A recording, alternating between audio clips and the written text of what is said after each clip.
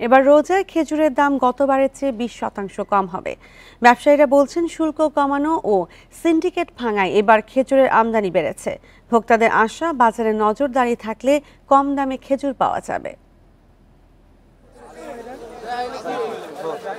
ইফতারের অন্যতম খাবার খেজুর।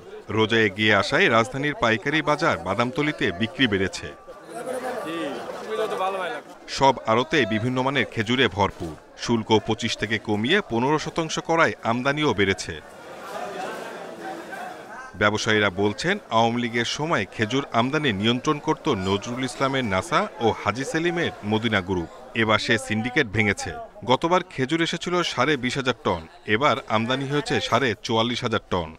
ডলারের দাম বেশি, গত বছরের থেকে বেশি হলেও সরকার কিছু সিদ্ধান্ত নিয়েছে এবং তারা ডিউটি ছাড় দিয়েছে এবং ভ্যালুতে টেরিফ ভ্যালু যেটা ছিল অ্যাসেসমেন্ট ভ্যালু সেটার ভিতরে ছাড় দিয়েছে এবং সামনে আরও ছাড় দিতে যাচ্ছে।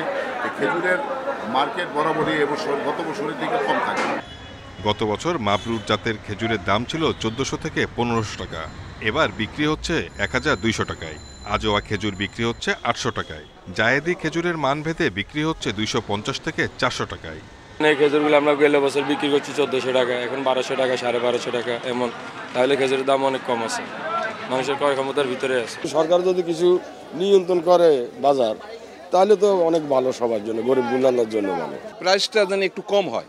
আমি ক্রয় যখন করব তখন আমার ইন্টারেস্ট হচ্ছে যেন একটু কম হলে আমার জন্য বেটার। রমজান উপলক্ষে খোলা ট্রাকে খেজুর বিক্রি করছে টিসিবি। বিক্রি হচ্ছে 155 টাকা দরে। Shahid Ahmed, independent news, Dhaka.